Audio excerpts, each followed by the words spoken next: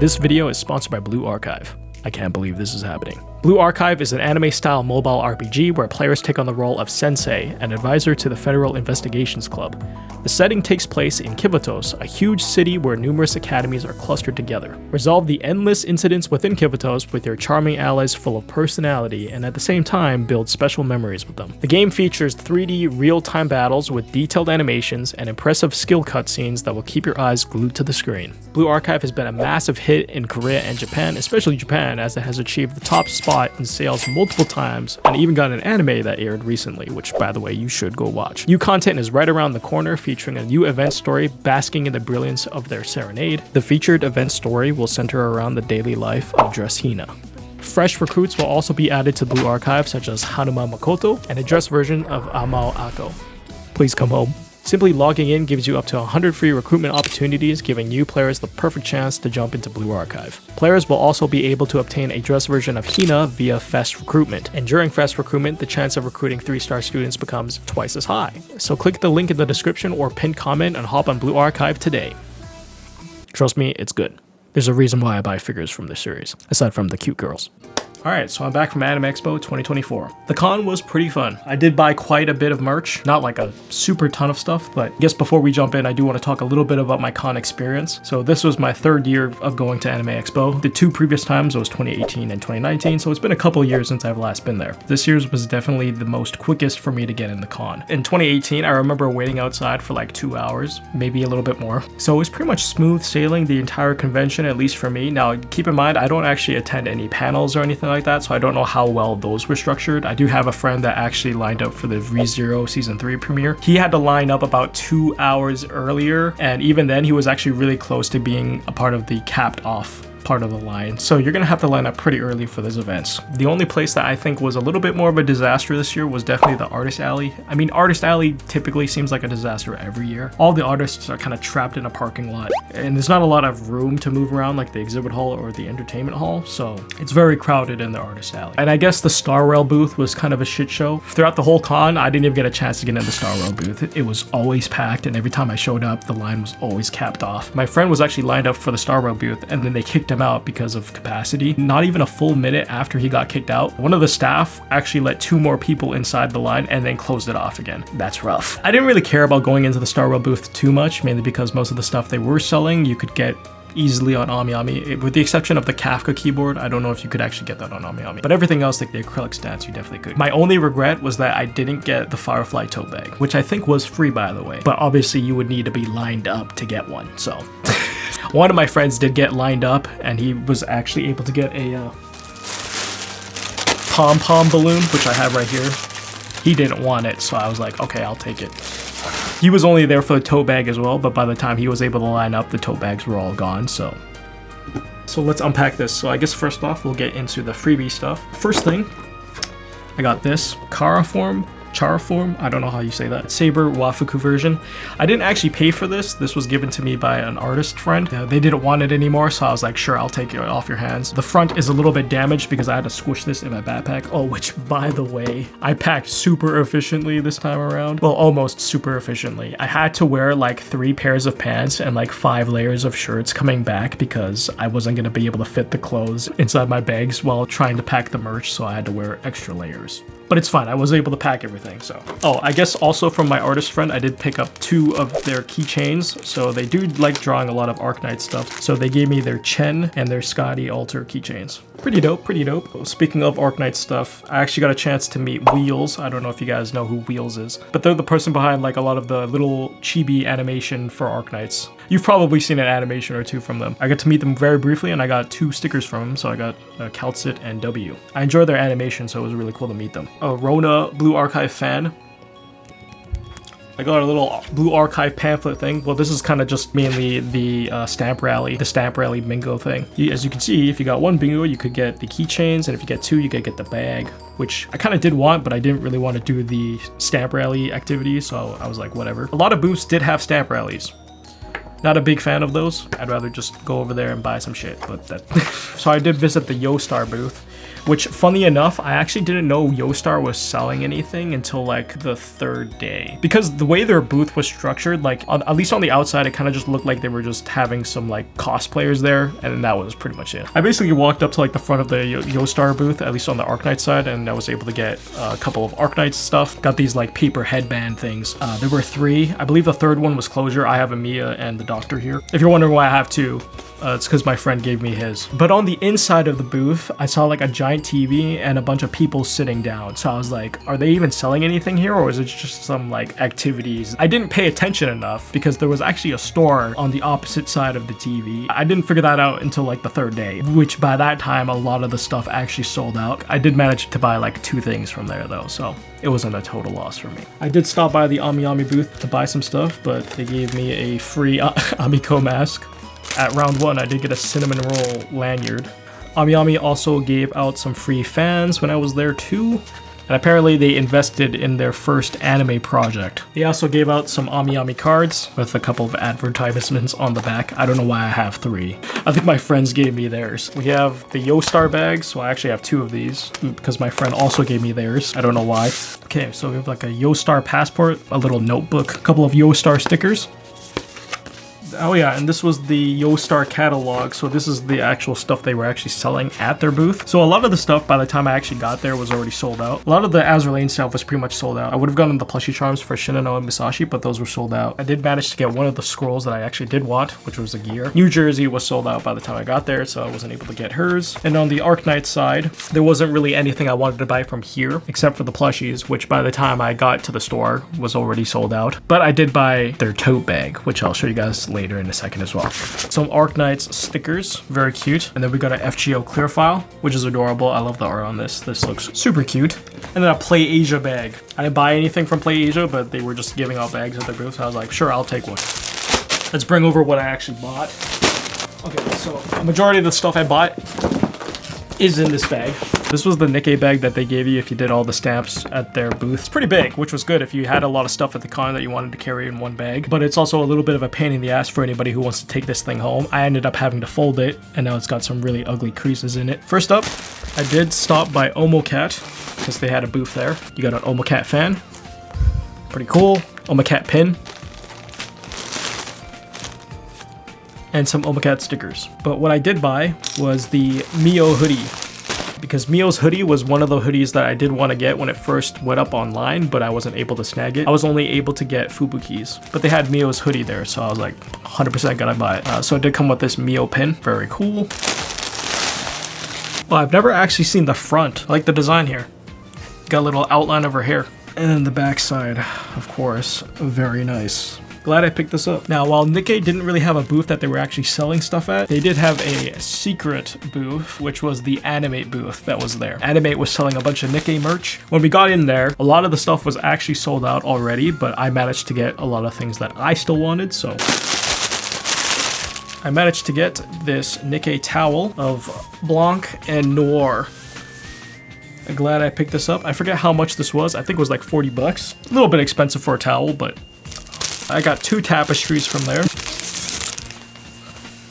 which is pretty much the same illustration as the towel. I didn't actually know this was going to be a horizontal one. I thought it was going to be a typical B2 size, but I actually don't own a lot of landscape tapestries, so this is actually fine with me. All I know is this has anise on it, so... Oh, this one looks nice too. Very nice. Guess we'll talk about the stuff I got at the Yostar booth again real quick. So we got an Arknight's tote bag. I don't know if I'll ever actually use this, but we also picked up a gear tapestry. Very nice. God, I love this outfit. I'm also super excited for this figure, by the way. We got a small Nikkei towel. This was one of the freebies from the Nikkei booth, so I didn't buy this, but you know, pretty cool. And then from another booth in the exhibit hall, I got a little Pekora hand puppet. Very cute. Honestly, I wish this was like a full stuffed plushie, but I'll take what I can get. This is actually made by Furyu, I think. From AmiAmi, I did pick up 3 things. So I got 2 Fumos. This is of Sakuya and Yuyuko from Toho, based off of their outfits from Lost World. You can actually pre-order these, I believe, right now in AmiAmi, and the release date, I believe, is February 2025. Of course, those also came with their standard Fumo pins as well. And then I also picked up a Fumo t-shirt as well with Reimu on it, which we might as well take a quick look at. I didn't see the back of this. That's so cute. It has little Fumo eyes on the side. And then there's the shirt. Kumo Squared. So the one place I didn't end up spending a lot of money at was the artist alley, because there were a couple of artists I definitely wanted to buy a few prints from. A couple of plushies too. I picked up a couple of Honkai Star Rail cushions. So this is from an artist, Murina. So I got her Firefly cushion. Adorable. Got her Kafka. And then of course got Acheron. I wasn't planning on buying these, but then my friend pointed them out when I was actually already buying some plushies from her booth. And then I was like, I kind of want those cushions. So I ended up buying these. And then I picked up a couple of Bochi plushies from her as well. So we got Bochi, of course, Kikuri, and Ikuyo. I believe she was selling the party clothes for Bochi, but by the time I showed up, they were actually sold out already. So yeah, I picked up these three. Very cute. She didn't have the other characters made. Hitsu was also there, very popular artist. She had a couple of Unicamp plushies on showcase, mainly just to gauge interest. She wasn't actually selling them, but if she was selling those, I would have bought those too. And then I stopped by two other artists, which was EU03 and Magister. All of these prints in here are from Magister. How many large prints did I get from him? 4? One thing I hate about getting prints, to take them home, especially if they're large prints, they gotta be rolled up, and it's always a pain in the ass to unroll them again. So I got a Kafka print. St. Louis from Azur Lane, Karin and Asuna from Blue Archive, and then Noir and Blanc from Nikkei. And since I spent so much money at Magister's booth, give me a little freebie. Oppai fan, EU03, I picked up 3 prints from him. I mainly just got Nikkei prints because I own most of his other prints. Noir and Blanc from Nikkei, his Helm print, and then I picked up his Anis. A little bit degenerate, but I really like his art, so I gotta support. And then I picked up 3 more prints from Magister of his OC Minami. So yeah, that covers my artist alley stuff. I didn't realize I threw a couple more Arknights stuff in there, so I have a couple more Arknights stickers, Azur Lane stickers as well. I got a little postcard, an Azur Lane postcard. Oh yeah, I forgot, I did pick up 2 books from EU03, so I have an FGO one and one of his OC characters, which I haven't actually taken a look at yet, so I guess we'll take a look at this now. Oh, this Musashi one. Nidocris, yeah. Got it. Let's take a look at his OC stuff. That covers everything from Anime Expo. Grab my Ami haul for the month of June. Where is my box cutter? Ah, here it is. No more green scissors for me, thank God. Oh, this is a very nice Ami card. Very elegant. Grab this out. Oh, this is actually a lot bigger than I thought it was going to be. I wonder if this actually spins around. Maybe I should have bought another 2. June was going to be a pretty small haul if I didn't have the AX stuff, so I guess first we'll talk about this. So I got Bochi's jacket. Did I order a size too big? This feels very hefty. So I have this right now. It's because a patron bought it for me so I could have it. Not that I wanted it. They wanted me to get it. Okay, let me make that clear. Oh, it's got Bochi's thing on it. That's a clean zip. Oh God, this actually fits me.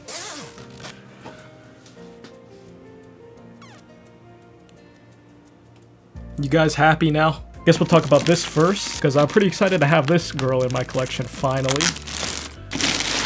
The OG Trails protagonist, Estelle Bright. We finally have her.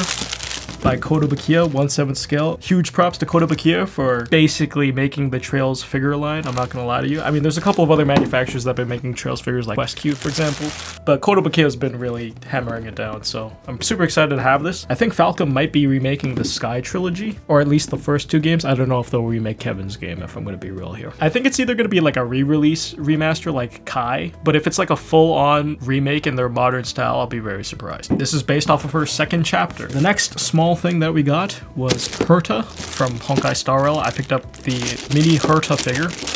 You guys know I like my Kudu Kudu. If this actually spins, And then last up we have Max Factory's Lammy 1/6 scale. Oh my God, this box looks beautiful. I just love the graphic elements and the blue flowers you have going on the sides. And the window frames, very nice, very nice.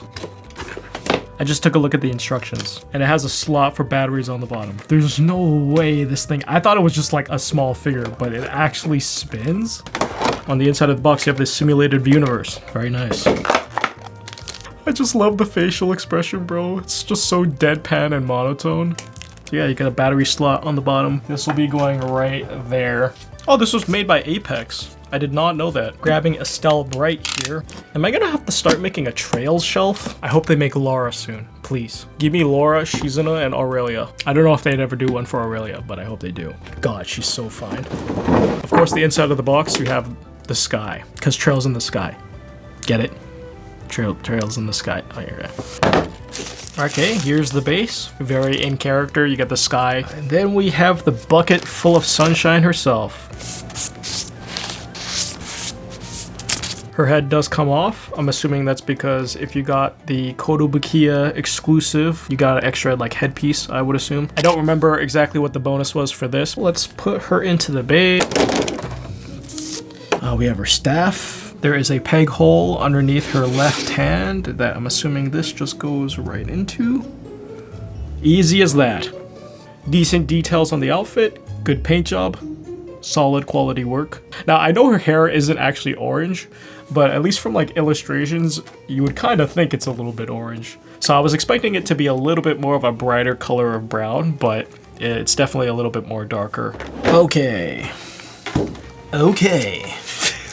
So I sound like the Metal Slug guy. Okay, now we can move on to Lammy. There's no doubt in my mind Max Factory did a phenomenal job. Oh, which by the way, at Anime Expo, they were showcasing a couple of unreleased figures, of course. I got a chance to see their other Marine figure that's in the works. Not painted, of course, but I did get to see the prototype in person, and she looks great. I wasn't gonna be ordering it because I figured the regular Marine was good enough for me, but I might just do it.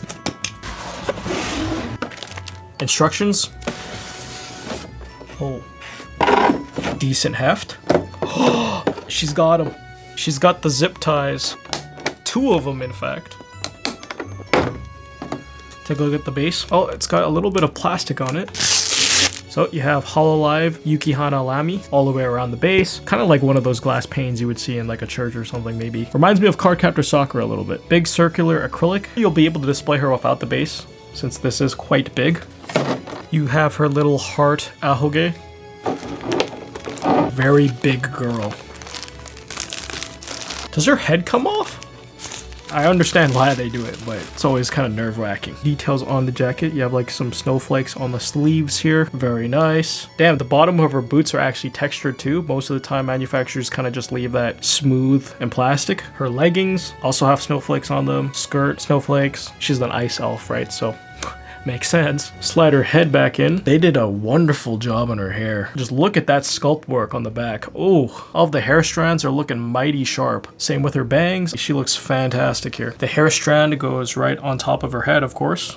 And there you have it. That is Yukihana Lamy 1/6 scale from Hololive by Max Factory. Overall, a very lovely figure, especially in 1/6 scale size. It shows off all the details and the sculpt work very promptly. The outfit itself is fairly detailed, like the buttons, the bow, all the little things like that. Very nice work. All right, that's it for me. I'll catch you guys in the next one. Peace.